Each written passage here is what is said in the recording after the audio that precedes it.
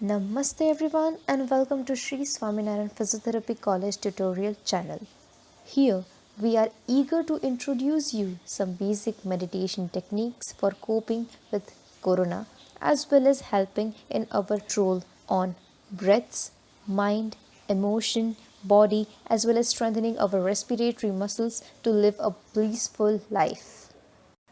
Corona काल में हम प्रिवेंटिव मेजर्स तो ले रहे हैं पर इसके अलावा भी कुछ चीज़ें ऐसी हैं जिसे करके हम अपनी आंतरिक और शारीरिक क्षमताओं में बढ़ोतरी ला सकते हैं। The famous saying nothing in the world will torment you as much as your own thoughts by Ali बी मो, जो भी यह कहता है कि दुनिया में ऐसी कोई चीज़ नहीं जो विचारों से ज़्यादा यातना दे सके। तो इस ट्यूटोरियल में हम कुछ मज़ेदार टेक्निक्स को सीखेंगे और जानेंगे कि उनको कैसे किया जा सकता है और उनसे मिलने वाले फ़ायदों के बारे में, जिससे हम अपनी शक्ति का सही ढंग से इस्तेमाल कर सकें। सो बिना टाइम गवाए let's get started. And before, like it if you like it, share it if you find it worth, and subscribe our YouTube channel. Now comes is Dhyan. Dhyan is the 7th step of the 8 steps in Ashtanga of Yoga Patanjali and a part of Antarag or inner steps of Yoga. यह प्रक्रिया में हम चेतना को यानी consciousness को किसी बिंदु, जगह, क्षेत्र या वस्तु के केंद्र बांधते हैं।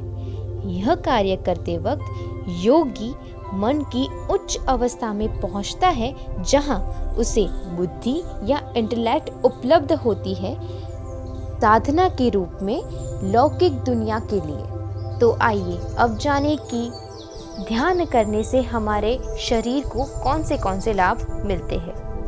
ध्यान करने से हमारा हाइपरटेंशन कम होता है, चिंता के हमले यानी एंजाइटी अटैक्स को भी कम किया जा सकता है, तनाव के संबंधित दर्द कम हो जाते हैं जैसे सिर दर्द, अल्सर, अनिद्रा, मांसपेशियों और जोड़ों की रहित समस्या।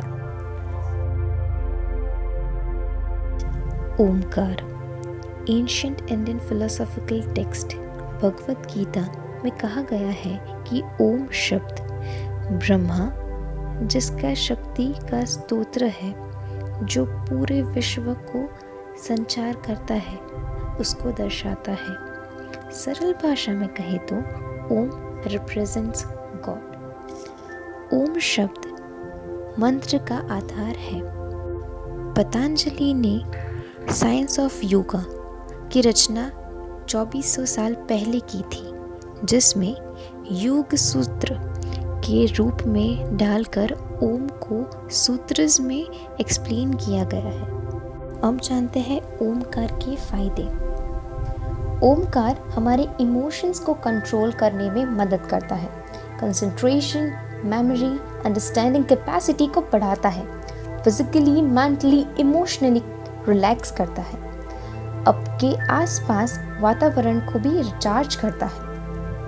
ओम शब्द 3 एलिमेंट्स को जोड़कर बनाया गया है, ए, यू एंड एम। आइए तो अब इन्हें बोलना भी सीख लें। ए विच इज प्रोनाउंस्ड एज ओ, इसे नाभि से लेना है और इसे प्रोनाउंस करते वक्त माउथ स्लाइटली ओपन रखना है। यू प्रोनाउंस्ड एज ओ,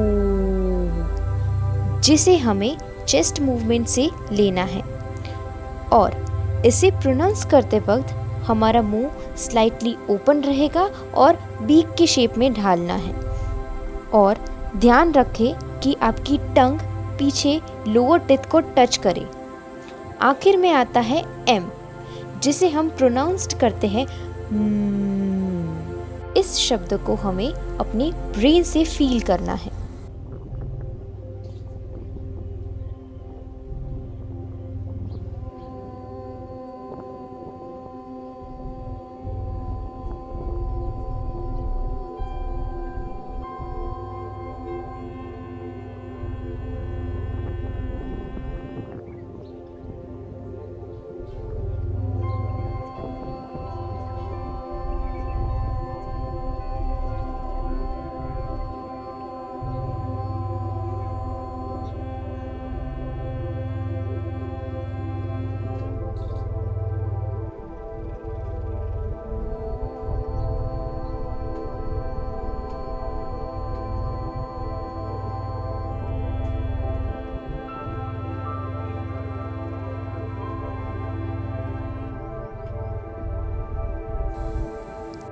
यह शब्द हमें मुंह बंद करके निकालना है। ये 3 आवाज़ कंटिन्यूस एंड रिदम में होनी चाहिए। ओम को आइज से विजुअलाइज करते हैं, ईयर से सुनते हैं और टंग से बोल सकते हैं, जिससे हम 3 सेंस ऑर्गन्स पे कंसंट्रेट कर सकते हैं और हमारी कंसंट्रेशन कैपेसिटी को इम्प्रूव कर सकते हैं। Now it's time to move on to respiratory exercise. जैसा कि हम सब जानते हैं कि कोरोना वायरस सबसे ज़्यादा हमारे फेफड़ों यानी कि लंग्स को डैमेज करता है, जिसकी वजह से पेशेंट में कफिंग, हफिंग, शॉर्टनेस ऑफ ब्रेथ इत्यादि सिम्टम्स पाए जाते हैं। ऐसे में लंग्स की स्ट्रेंथ को इम्प्रूव करना काफ़ी इम्पॉर्टेंट हो जाता है। तो आइए जानें कि कैसे हम लंग्स की स्ट्रेंथ को इम्प्रूव करें, जिससे ना कि सिर्फ कोविड बल्कि COPD, क्रोनिक ब्रोंकाइटिस जैसे इत्यादि सिम्टम्स की इंटेंसिटी को हम कम कर सकते हैं। Let's first begin with pierced lip breathing. इसे करने के लिए आपको सबसे पहले गहरी सांस लेनी है और धीरे धीरे से होठों को दबाकर सांस छोड़नी है। जैसा कि आप देख सकते हैं कि हम सांसों को काफ़ी जेंटली और गहरी ले रहे हैं, पर रूटीन लाइफ में हम काफ़ी उथली यानी शैलो ब्रीथ्स लेते हैं। डीप ब्रीदिंग करने से हमारे लंग्स के हर एक कोने तक ऑक्सीजन पहुंचता है। इसीलिए डीप ब्रीदिंग का रेगुलर प्रैक्टिस करना काफ़ी फायदेमंद होता है।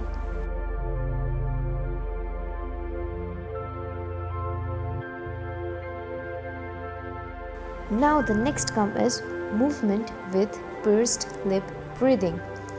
इस एक्सरसाइज को करने के लिए आप 2 पोस्चर्स यूज़ कर सकते हैं। पहला, आप अपने दोनों हाथों को जोड़कर सामने की ओर रखें या दोनों हाथों को हेड के पीछे रख रहे हैं। अब ये पोजीशन अचीव करने के बाद आपको जेंटली सांस लेनी है और ट्रंक ट्विस्टिंग मूवमेंट्स के साथ सांस छोड़नी है। आपने जब ये एक पोजीशन में कर लिया है तो आप इसे दूसरी पोजीशन में रिपीट कर सकते हैं।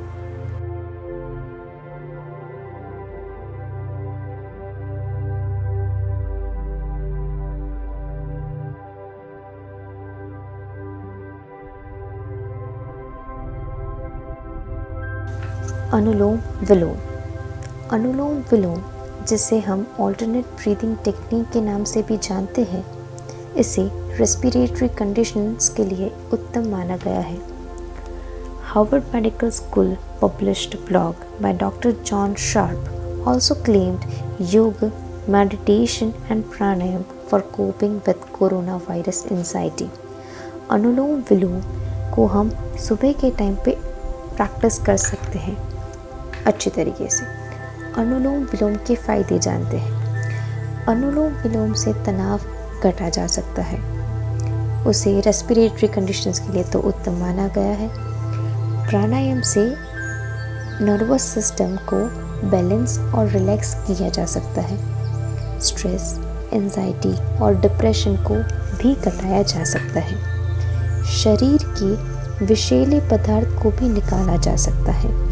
फेफड़ों में सहन शक्ति को निर्मित किया जा सकता है। तो आइए अब अनुलोम विलोम को कैसे करें ये भी जान लें। सुखासन में हमेशा अपने हाथों को घुटनों के बल पर टिकाकर रखें। आप पद्मासन का भी प्रयोग कर सकते हैं। यदि आप बाईं ओर से शुरू करते हैं तो दाहिने नुथने को अपने दाहिने अंगूठे से बंद करें और अपने फेफड़ों को भरने के लिए धीरे धीरे श्वास लें। अब दाहिने नॉस्ट्रिल से धीरे धीरे सांस छोड़ें। अपनी सांस पर ध्यान देना और तकनीक का धीरे धीरे अभ्यास करना आवश्यक है। 60 बार या 5 मिनट के लिए ये दोहराइए। आप इसे दिन के किसी भी समय पर कर सकते हैं। सुनिश्चित करें कि प्राणायाम करते समय आपकी ठीक तरीके से पीठ सीधी रहे और कंधों को आराम मिले।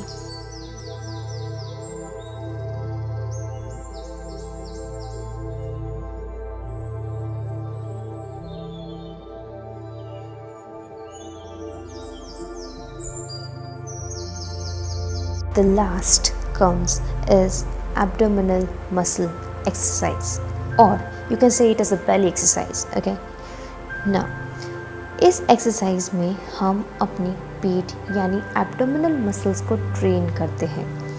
इसे करने के लिए अपने एक हाथ को छाती पर और दूसरे हाथ को पेट के बल पर रखें।